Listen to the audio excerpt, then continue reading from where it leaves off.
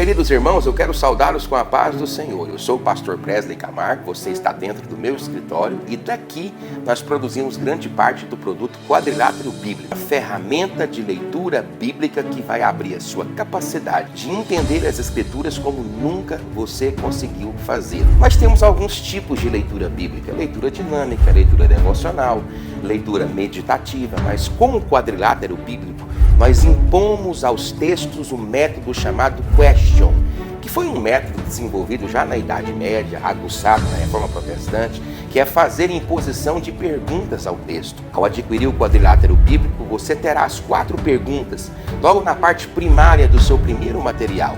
Você vai impor as perguntas aos textos da Bíblia Sagrada, qualquer página da Bíblia Sagrada. As respostas às perguntas impostas vão lhe dar a compreensão que você precisa. O Quadrilátero Bíblico não é um produto solteiro. Ele vem com uma leitura capitular dinâmica com mais de 700 páginas, onde nós explicamos um pouco de tropologia bíblica, contextos imediatos, remotos, gramáticos literários, várias ferramentas e figuras de linguagem dentro de cada gênero literário, tais como antropopatia, antropomorfia, anáfora, hipérbole. A leitura capitular dinâmica ela é toda recheada em cores.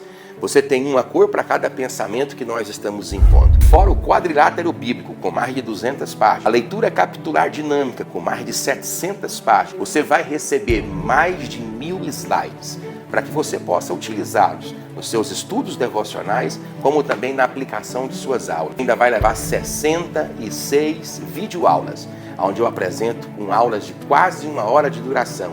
Para cada livro da Bíblia, uma aula, onde eu trago elementos de profunda compreensão introdutória para o texto bíblico pretendido. Talvez você olhe para mim e pense: pastor, eu não posso, porventura, sozinho achar as informações que o senhor me passou com o Quadrilátero Bíblico? Claro que você pode. Todos nós podemos. Existem diversas ferramentas de leitura que estão disponíveis na internet que podem fazer com que você chegue a essa compreensão.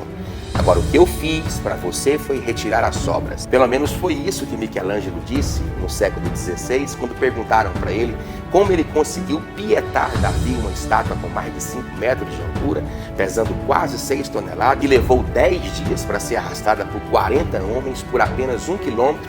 Ele disse: eu sempre vi a estátua lá. Eu só tive que tirar a sobra. O Quadrilátero Bíblico é a tira das sobras de tudo que você tem no universo acadêmico teológico. Você vai aprender a olhar para o texto sob uma perspectiva pura e simples. E eu tenho certeza que a compreensão das Escrituras, a partir da sua leitura, nunca mais será livre. Grande parte de nós, da cristandade da atualidade, é preconceituosa. A maior vítima de preconceito dentro de uma igreja é o conhecimento. No Brasil, a antiga revista Comunhão, na edição de 2014, mostrou que 64,1% dos cristãos entrevistados não frequentavam cultos de escola bíblica dominical ou cultos de ensino bíblico. Dos entrevistados, 35,9% admitiram nunca ter presenciado qualquer culto de estudo bíblico ou de escola bíblica dominical. Quando perguntaram a eles os motivos pelos quais não faziam parte da sua agenda dominical, essa plataforma de culto, 60,1% apresentaram falta de tempo como motivos para não participarem desses trabalhos.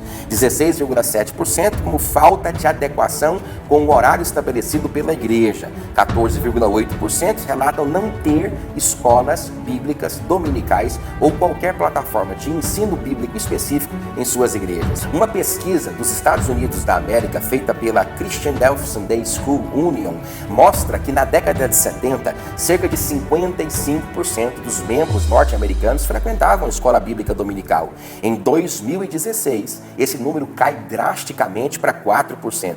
O declínio foi tão grande que forçou um movimento de estrutura da escola bíblica dominical norte-americana desenvolver o lançamento de um livro denominado Let's Kill School Before Kill the Church, que traduzindo em uma tradução livre diz: vamos matar a escola bíblica dominical antes que ela mate a igreja. Esse livro, produzido por Rick Mellon, trouxe 2 soluções para resolver esse grande problema. A solução primária foi a unificação das salas. Salas de adolescentes, jovens, crianças, adultos e senhores foram unificadas na expectativa de formar um maior grupo.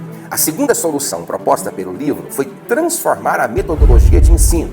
Eles recolheram 90% do conteúdo do culto, que era dedicado ao ensino, e transferiram ao louvor, e deixaram 10% do conteúdo do culto para o ensino. E eles desenvolveram, a partir daí, uma nova plataforma de ensino, chamado EduWorship. Transformaram a escola bíblica dominical em uma plateia de músicas, onde 90% do tempo era destinado a canções e entretenimento e 10% ao ministério da palavra. O resultado claro e caracteristicamente percebível: um aumento quantitativo e uma perca absurda de qualidade. Transformarmos o nosso culto em entretenimento faz com que eu, aqui no século XXI, recorde que Charles Haddon Spurgeon diz no século XVIII que Satanás descobriu a maior arma contra a igreja, e é o entretenimento. E hoje, apenas 7% dos brasileiros entendem o que ler. Consegue ler e interpretar um livro. A média de leitura desenvolvida entre 77 nações, cujo Brasil estava inserido nelas, o Brasil levou nota 1, onde 1 é a pior nota e 6 é a maior. A maior média registrada de leitura de livros no Brasil é de 4,9 livros anuais, sendo que 2,4 dos 4,9 são lidos completamente de capa a capa. Cerca de 50,68% de pastores, obreiros e líderes evangélicos nunca leram a Bíblia uma única vez sequer. 70% já dos norte-americanos não são capazes de citar 5 dos 10 mandamentos de Moisés. Veja bem, 50% dos jovens que frequentam o ensino médio aqui no Brasil pensam que Sodoma e Gomorra eram maridos e mulher. Para piorar a conversa, algumas pessoas ainda são capazes de admitir a possibilidade de que os apóstolos sejam esposos das epístolas. Ainda existem pessoas na igreja que admitem a ideia de que Jesus Cristo Nazareno tocava um instrumento chamado esquife. Eu mesmo não sei quantas vezes escutei alguém dizer: Presley, para que você fala isso? Presley, a igreja não está interessada nisso. Presley, será que as pessoas que te escutam verdadeiramente entendem o que você fala? O que ninguém tira da minha cabeça é que nós somos os verdadeiros culpados por todo este mal que está ocorrendo. Nós criamos um público estupidificante na igreja e agora precisamos aprender a lidar com ele. Grande parte dos problemas desse público é o problema do bloqueio. Sim, o bloqueio contra o entendimento bíblico. Geralmente as justificativas são: o evangelho é um evangelho de simplicidade. Os apóstolos eram simples e pregavam com simplicidade. Não tem por que falar coisas, porque o reino de Deus é um reino de simplicidade. Todos esses pontos são desculpas para justificar o desinteresse que temos a fim de não aplicarmos um estudo adequado às Escrituras. A estupidificação teológico-doutrinária da igreja atinge o seu pico maior na sonografia gospel. Não precisa mais do que 10 ou 15 minutos escutando uma rádio gospel para descobrir que nossas músicas tornaram a maior arma do inimigo contra a noiva de Cristo. Nossas canções foram prostituídas com pragmatismo. Não se canta o que é certo, mas o que vende e o que dá certo. Diante desse quadro tenebroso e do crepúsculo do evangelicalismo nacional, o que fazer? Quais soluções devem ser tomadas? Pelo menos 5 atitudes. A primeira: reconheça que você é preconceituoso e que, se você não é diretamente, você foi indiretamente levado a sê-lo. Uma pessoa desinteressada com a compreensão bíblica e que terceirizou ao longo dos anos a capacidade de aprendizagem a outro indivíduo. Você nunca foi capaz de desenvolver as suas próprias habilidades e descobertas bíblicas. Em segundo lugar, abandone os clichês que te faz um cristão bloqueado. Olha, os apóstolos não eram analfabetos. Naquela época, o mundo greco-macedônio dominava a cultura. Era chamada de a cultura helênica. A vinda dos filhos de Israel, lá da Babilônia, eles trouxeram o aramaico para os territórios de Israel. Qualquer judeu que se prezasse naquela ocasião falava tranquilissimamente, no mínimo 3 idiomas: o hebraico, o aramaico e o grego. E a Bíblia, apesar de ser proferida no aramaico, ela foi escrita em grego. 12 das maiores universidades do mundo foram universidades cunhadas e fundadas pelos protestantes. A primeira coisa que você vai fazer é abrir a sua Bíblia Sagrada e escolher dentro do quadrilátero bíblico o livro que você deseja estudar. Pegue o quadrilátero bíblico, coloque sobre o seu computador, tablet, celular, clique as 4 perguntas que eu coloco no cabeçalho do quadrilátero, a leitura que você está fazendo. Quando você adquirir as respostas, que no caso eu já entreguei para você, mastigadinho em cada quadrilátero bíblico, você já vai ter uma leitura contextual do texto que você está examinando. Grande parte das dificuldades de compreensão e entendimento já se extinguiram a partir desse momento. Ao responder estas questões, você terá uma leitura bem mais contextual do texto ou do livro escolhido, onde nós temos uma leitura capitular dinâmica, colocando cada capítulo na proporção de um versículo. Quando você chegar na leitura capitular, você vai se surpreender com diversas cores. Você tem as cores verde, laranja, azul escuro, preto e outras cores adicionais. Cada cor da leitura capitular representa um sentido específico. Você pode se deparar com a sintaxe, com a antropopatia, com a antropomorfia, com hipérboles, com personificações, com comparações, com metáforas, com genealogias.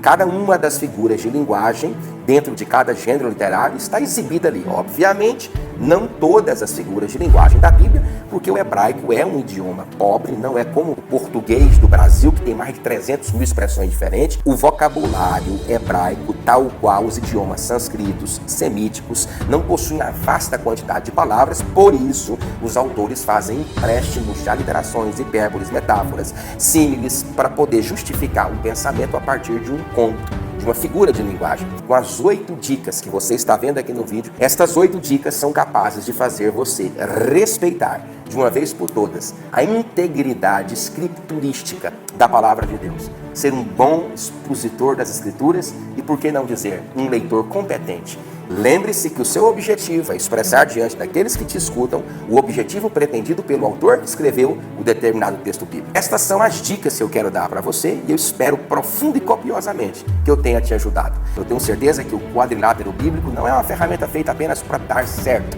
É uma ferramenta certa, correta e indubitavelmente planejada por quem tem o amor ao Senhor, bem como a sua missionário nordestino por pelo menos 2 décadas. Tive o privilégio de servir a Igreja de Jesus como pastor no semiárido brasileiro, no estado mais carente da federação, que naquela ocasião era o estado do Piauí. Sempre tive grandes dificuldades financeiras para administrar as demandas com as quais a igreja que eu apacentava lidava. Minha primeira mudança missionária ocorreu quando eu completava o 2º ano de casamento. Minha mudança foi descarregada de cima de um caminhão de cimento na BR da cidade. Naquela ocasião nós passamos diversas dificuldades financeiras, mas eu me lembro que quase nunca fiquei um único mês sem adquirir uma literatura cristã. Isso fez com que ao longo dos anos eu conseguisse acumular uma biblioteca com quase 1000 títulos. Hoje, infelizmente, o conhecimento sofre grande preconceito nas igrejas protestantes. As pessoas não querem desenvolver a capacidade de pensar e pensar coerentemente sobre as Escrituras. Esse tipo de descaso com o conhecimento é caracterizado pela falta de oportunidade